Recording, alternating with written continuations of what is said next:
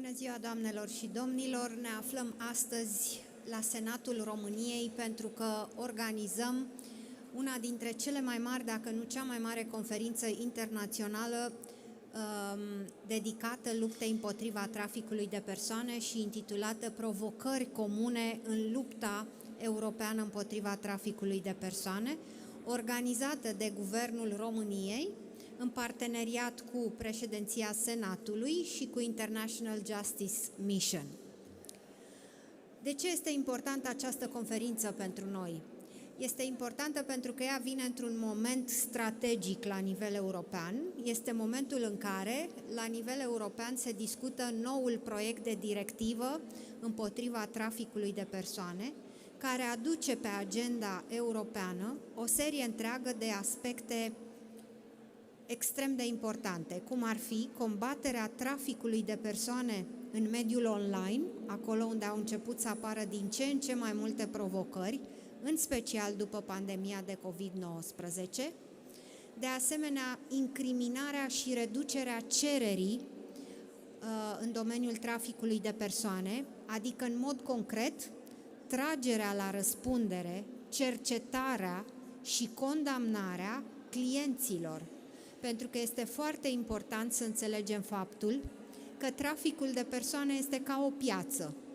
Atât timp cât nu există cerere și nu există oameni dispuși să plătească sume colosale de bani pentru a cumpăra serviciile unor victime, copii, femei sau alte categorii vulnerabile, nu va exista nicio ofertă.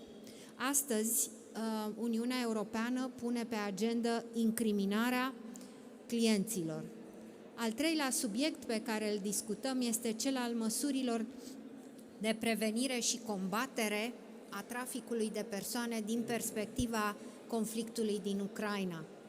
Acestea sunt subiectele pe care și noi astăzi le abordăm în această conferință, pentru că România a realizat pași importanți în ultimii 2 ani de zile. Pe lângă faptul că s-a schimbat arhitectura sistemului antitrafic în România, în sensul în care astăzi există un coordonator național al luptei antitrafic și un raportor național, România are deja incriminată cererea, adică clienții victimelor traficului de persoane în România pot fi condamnați și deja am creat primele precedente la nivel european. Și de asemenea, România a făcut o serie de pași strategici în ceea ce privește identificarea și referirea victimelor traficului de persoane. Avem un nou mecanism întărit, avem camere de ascultare pentru toți copiii victime ale diferitelor tipuri de infracțiuni, avem un fond de urgență pentru victimele traficului de persoane, avem cel mai performant sistem de criminalistică informatică capabil să detecteze predatorii sexuali online și o serie întreagă de măsuri operaționale care se întâmplă în România anului 2023, pentru că la nivelul guvernului și nu numai, și în sistemul judiciar am creat o echipă dedicată de luptă împotriva traficului de persoane. Acestea sunt reperele acestui eveniment de astăzi, în care punem pe agenda publică, la cel mai înalt nivel, lupta împotriva traficului de persoane. Vă mulțumesc!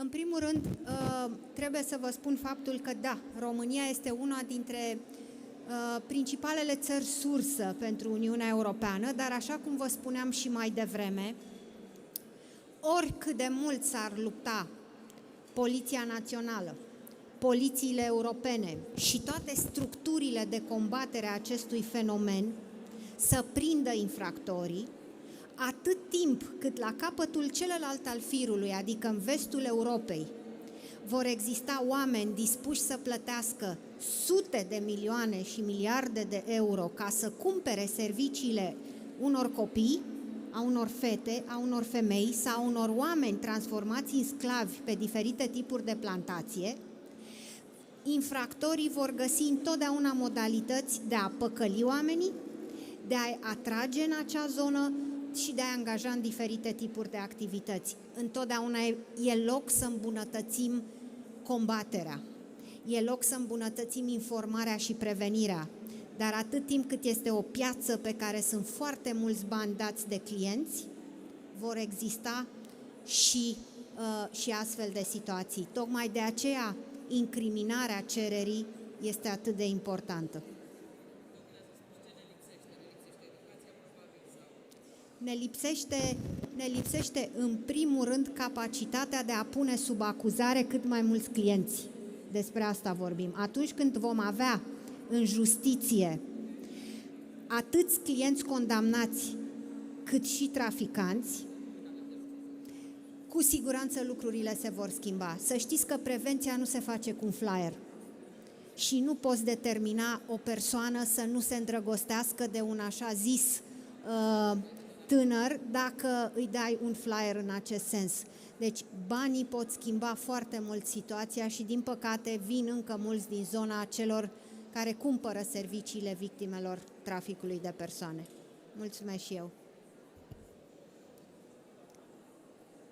Dacă nu mai sunt întrebări, o să o las pe doamna coordonator european a luptei împotriva traficului de persoane, doamna Diane Schmidt. Please.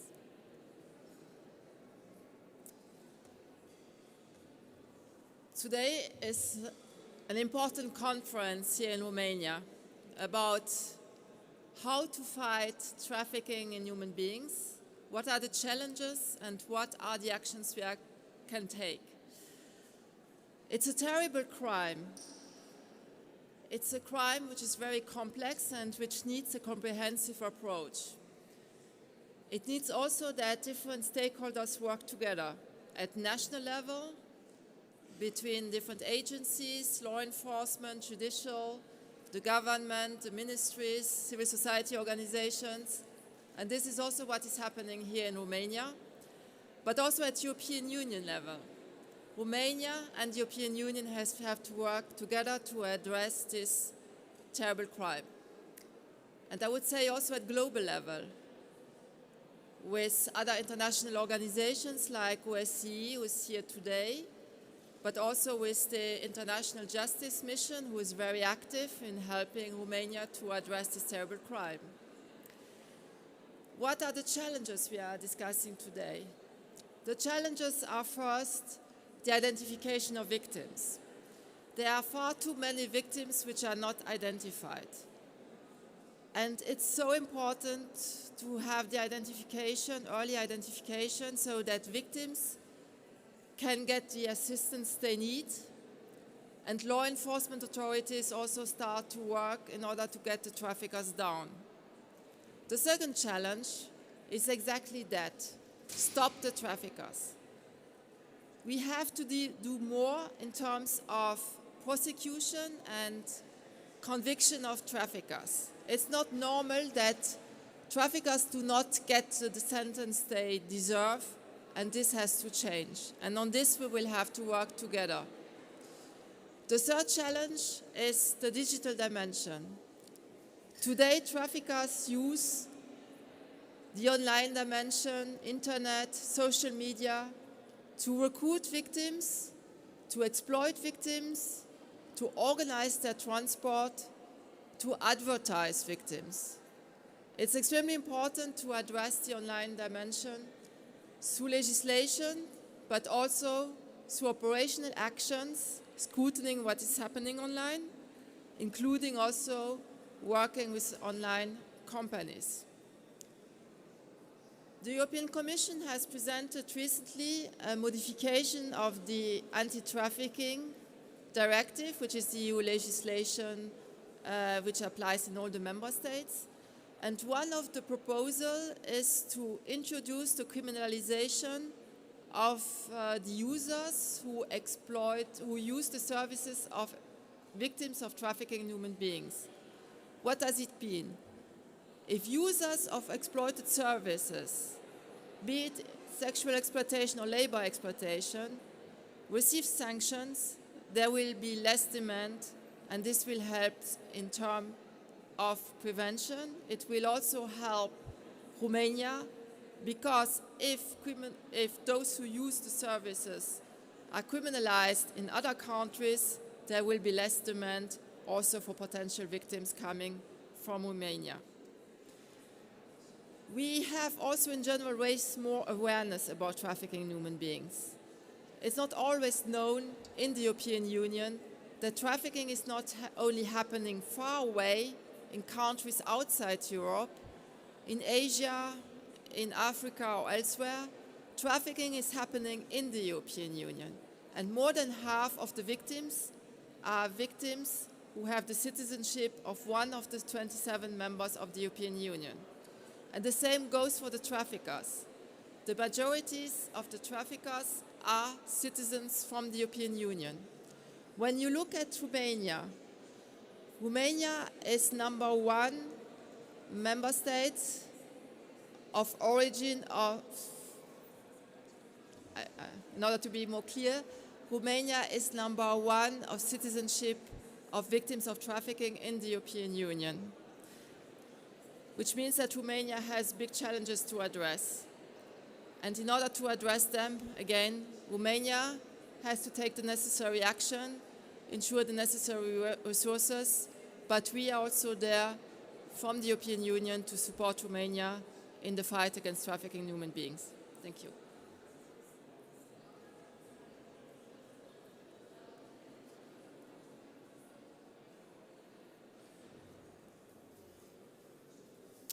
My name is Gary Haugen, and I'm the CEO of International Justice Mission. International Justice Mission is an international human rights organization that for 25 years has been working with local governments and local leaders to stop human trafficking and modern-day slavery in vulnerable communities. Over the last 25 years, IJM has worked tens of thousands of individual cases of human trafficking and modern slavery and worked to support local authorities in identifying the victims of trafficking, seeing them fully restored, and also to make sure that the criminals are brought to justice. And having done this now for 25 years, what we are sharing today at this conference is that we do now know enough to be able to make decisive change in reducing trafficking around the world and especially here in Europe. So that's why we're extraordinarily encouraged to be able to partner with the government of Romania and with the Romanian Senate today to convene this unprecedented gathering of leaders to make decisive progress in the fight against trafficking. What we've learned is that if you combine great law enforcement with great services for survivors, that rates of trafficking drastically are reduced.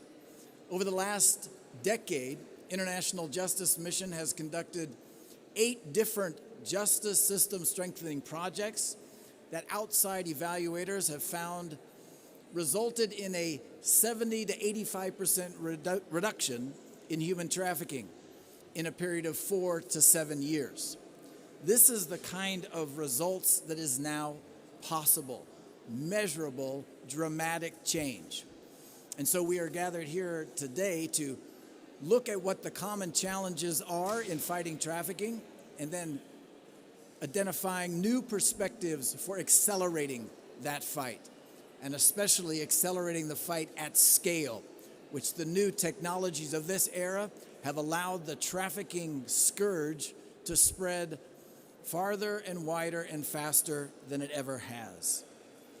Critical to this is to make sure that there is cooperation across borders, because traffickers know that one of the ways to avoid accountability under the law is to actually move over jurisdictions.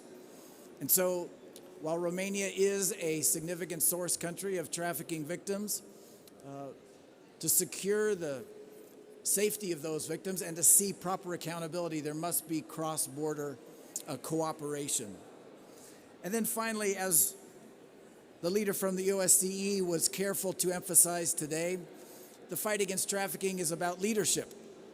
And I believe the Prime Minister's statement today of zero tolerance for trafficking set the tone for the commitment of this conference that will build momentum to actually see trafficking drastically reduced in this era. The President of the Senate affirmed that commitment today, and so IJM is enormously encouraged by the momentum that is being built here by Romanian leadership and by the leadership of leaders across the European Union. Thank you very much.